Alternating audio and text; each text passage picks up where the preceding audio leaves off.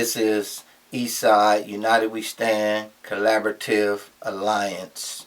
My name is T.I. Townsend Sr. And this is Miss Go to Work behind the camera. Now, Tiata, can you tell us why are we here doing a new podcast? We here to discuss our United We Stand Eastside table with a bunch of brothers from about 20 different neighborhoods throughout the East Side, city of South Central Los Angeles and Watts. And we're trying to get some clarity and love and peace going on amongst each other in our communities and our babies. Excellent, excellent. And so, what is the outcome that you all are looking for? What outcome we're looking for is for all our young babies and young children and young adults to stop the violence, stop the killing, and stop the black on black crime amongst each other throughout our communities, from the low bottoms all the way down to the hundreds on the east side of Los Angeles, South Central. So we have safe passages already taking place there already, right? Yeah, well, safe passages already been taking places already throughout the city, different various schools and neighborhoods and community. Safe passage have been established for quite a while now, for several years. So at the meeting, are we trying to increase more strategic safe passage, or what's the purpose, or the, shall we say, the new status quo, so that way we can decrease the killings that are still happening? Well, at the meeting, of course, we want to increase safe passage, but we also want all the neighborhoods that's on the east side that's beefing, been having ongoing wars and beefs the last 40, 50 years to come together and squash the beefs. And we want our young children, like I said, our young homies and adults, young kids to come to the table and cease fire and put down the guns and stop the black on black crime, because it's just enough is enough. And we have destroyed enough of each other for the longest. So that's another option of what we're having a meeting about as well. And we have seen some younger brothers that came to the meeting. So have you all stratified that? Like, the older homie talking to the younger homie, or have you guys actually organized how that protocol will take place? Yeah, what we're doing is, as we continue to meet twice a month collectively, we're asking each homie there to continue to dialogue and talk to their young homies from each hood, and our whole objective is to get them at the table with one another, so we can let them know that we have love and peace for them, and these other communities and neighborhoods have love and peace for them, so that we can squash these beefs and stop the bloodshed, and let them know we are homies and friends, because it's all right now divide and conquer on what the white man got them to think, that we hate each other and we're enemies and different stuff. And the whole topic of the meeting we've been discussing there, that we let them know we're not really enemies. We just been having differences and problems, and people reacting to it in negative and crazy ways, as far as killing and shooting and violence that we don't need, because we know we're friends and we're not enemies. Because anytime that white man put you in that penitentiary and we all housed up together, we making spreads, we set it up, and we all best friends and friends now, the same ones we talking about we're enemies with. So how are we enemies?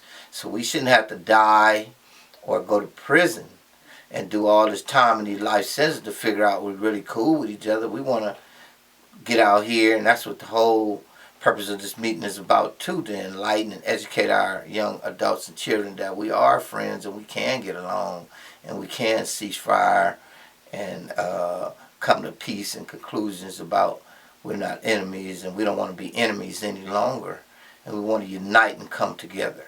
Wonderful. And so can you describe for people that would love to come to the meeting and yet they are not able to, either because of scheduling, or just can you just paint a picture? What does that look like to be in a room filled with different gang members, gang leaders that are creating peace. Oh, it's beautiful. It's a beautiful thing. Anytime, we sitting at the table, across the table from our so-called enemies for all these decades, the Damus, which is the Bloods, and us, because we're having great dialogue, great vision. We are at peace with one another, and we got guys sitting there that's all on the same page collectively, want to see change in their community, want to see change with their young homies and babies, and we want to stop the killing and stop the hood beefs and wars, because it's all totally for nothing, and it's a losing situation. And like I said, the table is beautiful because you really got some brothers there with their heart and souls into it. And we have a lot of lifers as well from the Bloods and Crips at the table as well that is a part of it. And it's so good to see some of them coming back after 25, 30, some 40 years out of prison to want to give back, to want to help and be a part of this collective effort to continue to make peace in our communities that we have destroyed for so long and so many decades. Got you. So is there any media allowed inside the meetings as well to share possibly what those meetings are like, or no? Well, right now we haven't invited any media, inside the meetings, but eventually it will come to that, but we haven't done it yet because we're still building. And we might have been at the table now for the last 3 months. And I could say it's going good. It's building and it's progressing. Right. And I see change in people. I see the heartfelt and other brothers from all different areas and different communities. And we're all on the same chord and the same page. And we really want this to work, because we've been having a lot of meetings for a long time now with such as topics of these things since the 70s all the way to now, and a lot of them have failed and been broken, but we're going to continue to keep at this wind, and it's so vital and important, and we really need it because it's about saving lives and restoring communities, and we want to have our babies and grandbabies to be able to walk to school again in the futures and decades to come, and be able to play and walk to the store and different things without being victimized and shot at or catching stray bullets and being killed because of ignorant and ludicrous, non productive or productive conducive. things that we don't need in our community anymore, on us killing one another. Black on black crime. We don't want that anymore. Absolutely. And I really believe that takes place here in LA, and people see that. You guys will set the model for the rest of the world, for the rest of the urban communities across the world. So that's why I asked if there was any media allowed. Well, we will have some pretty soon, but we still working collectively to make this so prosperous and professional to where we want to get it in order. Yes. And once we get things in order and more structured a little bit more, then we'll have some media in there, because we could say we all on the same page and it's working, and it's a beautiful collective effort we got going on, and then we'll start inviting the media. But you were also right about setting the trend, because we are the originators of Crips and Bloods here in California, Los Angeles, and South Central and Watts. And as you say, as being trendsetters, we have trickled this stuff all around the nation and the country, blood and cripping and gang banging. So as we set the motto to let them know that we want to end this stuff and stop killing one another and killing all our black people behind it, then maybe once we start the trend and show them here that it's working for us, it'll trickle across these other 52 states and also across the country. Let them know that they can do just as well, step up and stop it and end some of this bloodshed and violence on black crime. That part. And I tell you, this sounds like therapy, and so it lends me to ask you about counseling. Is there some type of organization or sub organization that you guys are working with and so forth to help with the different things that we need in the community in order to stop the violence? Like, where's the team at about poverty, the team on education, team for guidance, counseling? Do you guys have that set up already? Yeah, it's cool that you asked me that, because right now we're formulating groups inside of the organization, and the different groups, we've got about 5 or 6 we're formulating right now, and one is definitely on education, the other one is on business, the other one is on gang intervention and prevention, the other one is about security and bodyguarding, and the other one is about it's definitely about business and Something toward counseling or something toward the safe yes, passage? absolutely. And the other one, I'm sorry, the last one is about counseling and safe passage and different things, etc. in that nature. Because we definitely have to get into the mind, the heart, the spirit, and definitely have to put money in the pocket and give them that information that they can do it too. For as we experience a lot of people doing a lot of things that were illegal to make money, and now that you guys have a business cohort, unless maybe they call it cohorts and groups, that you all have people that are within the circle that have now prospered, or do you guys invite people to come to your meeting to share information and then they go roll it out to their hoods? What's up? Well, the whole purpose of the meeting, our doors is open, and as we structured it as an Eastside meeting. Not saying that we don't want to deal with the brothers on the west side and Compton and all over the rest of the city and the state of California. But the thing is, we structured this meeting up under Eastside umbrella, because what we wanted to do is we didn't want to single out anybody else in the city on the west side, Compton or Long Beach, Inglewood, nowhere else. But the thing was, we wanted to get the East Side structured and get all the hoods that wanted to collaborate, that wanted to have peace and bring order and love back to our community. And once we can do that and get this table built up and get everybody in place, then we want to open up a big wide table and invite the West Side, Compton, everybody else in, because as we know, they're sitting down in Compton, they're having their meetings, and I'm sure the West Side is doing something for their community over there. So as all of us sit down and dialogue and get together and formulate our groups and have them in structural and different stuff, then we can all come together as one big whole one and then take the city back in order on what we're trying to do. That's excellent. And so what made you think about starting a podcast? Well, what made me think about starting a podcast is, I see a lot of people on the radios and podcasts and different social media. They got a lot of different things going on. And, I see and hear a lot of negative things and a lot of things that I'm not about and with. So I wanted the podcast to let them know that we have brothers on the East Side that's structured, that's doing something positive, that want to restore communities, that want to restore lives and save some lives. I see. And that's the whole purpose of me doing this podcast, to let them know that we got all these brothers, all the Bloods and Crips, interlocked in hands and being friends and showing love with each other.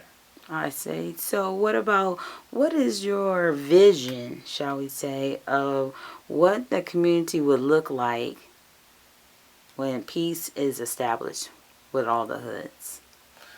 Oh, my vision is, that's my greatest vision, to where we get all these communities, definitely on this one we formulated for the East Side, to be up under this umbrella, to everybody's having peace, everybody's children can walk to school, go to the parks, go eat at hamburger stands, go to the stores, and don't have to worry about nobody doing no drive-bys or getting hit with stray bullets. And also, we want to be able to educate our young children and young adults that missed this, the one who dropped out of school, dropped out of high school. We want to be able to offer them education. We want to be able to offer workshops for them to get them employed. And, we want to be a difference maker in changing lives. Gotcha. So you all already have a building for the whole these business meetings, the education, and the conferences or workshops that are deal with counseling? Yes, we have our building where we at on 7659 East Central Avenue. That's our headquarters, and we have an office there as well. And then we have other organizations in there. Youth Justice Coalition Centers in there, and they have a thing to where if you dropped out of high school, it doesn't make no difference what age you are. You can always come back and go to school there and receive your diploma. Wow, very nice, very nice. So for somebody that may want to donate toward any of the services that are going to be provided because they've been looking for what you're sharing, this podcast definitely sharing and about the collaboration and the bigger picture for all the different hoods and for the state of California, for the West Coast. What would you say to those people? I would say you can definitely drop something in our cash app at Eastside United We Stand, and all the proceeds and money will go to helping us restore communities, save lives, continue to help the children. We gave out backpacks, pencils, books, and shirts and clothes and shoes to them, and it'll help continue to fund that, and also to help us fund us to keep moving around, to unite our brothers and continue this collaboration going, and keeping our building up, and keeping education on the line for people to get educated as well. All right. And if you had a message or a sentence, a statement, a slogan, anything that you would want to leave our audience with, what would that be? My slogan would be to keep God first and continue to pray and just keep hands locked across the city with each other, and keep driving this force, and continue to meet, keep collaborating, and keep a hold to one another, and just stop the violence, increase the peace, and just put those guns down and stop killing one another. Black on black crime cannot be accepted anymore. It's just too late. We have lost too much and too many good people, too many good soldiers. It's time to stop it and wake up. Because if we don't, we're in trouble. It's late, and we're in economical trouble, political trouble. We're in all kind of trouble. So please stop killing black people, and let's increase the peace and come together as one whole. Go to work. And for that and one question, what would you share with people that are maybe not privy to how Tiana can actually go hard in the paint, talking very fast and very hard, and because some people may not be ready for you to talk to them at the juggler?